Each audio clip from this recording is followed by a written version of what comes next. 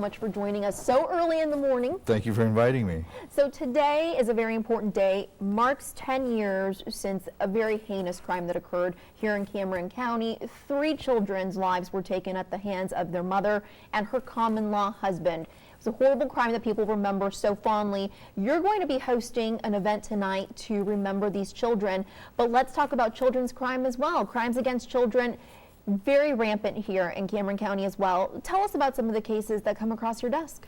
Well, unfortunately, the crimes that we see come all too often across my desk involve child abuse of children.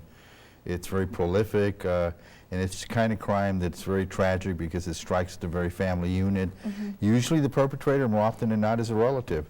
The father, the stepfather, the cousin, the uncle, and it's the kind of crime that even after we do what we do in court, that victim child will live on with this crime for the rest of his or her life. So it's very unfortunate. We see sex abuse cases, and those are the ones that I think are the ones that we see the most, but we also see cases where children are abused, and that's what you're trying to make people aware of tonight, correct? Next month, Child Abuse Awareness Prevention Month. Tell us about the candlelight vigil coming up tonight and how that came about. Thank you. We're inviting the public to join us this afternoon in Brownsville at 5:30 at the corner of 8th and Tyler.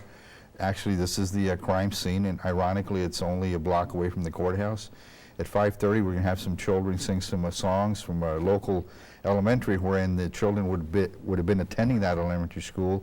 We're going to have some speakers, and just to raise awareness, continue with your awareness of protecting children, the victims that need our most protection. And not to remember the perpetrators, but to remember the 3 innocent children that were murdered, brutally murdered at the hands of, as you indicated, their mother and the stepfather. And just to let the public not forget about them. And so we ask the public to join us this afternoon at 5:30. And unfortunately, sometimes the correlation is made directly to domestic abuse between the actual couple that's taking care of these children. Correct. Studies have shown that domestic violence is the first domino in this tragic whole scenario.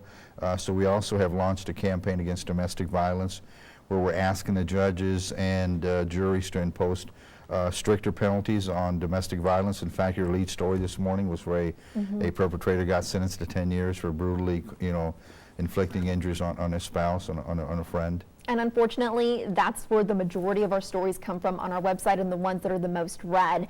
We want to thank you so much for being here with us this morning. How can people get a hold of you if they want to talk more about these programs? My office number is 956-544-0849, and we welcome any awareness, any calls that we can help people with. Great. Thank you so much for being here with us this morning. You can catch this on valleycentral.com as well. We'll be back in just a moment.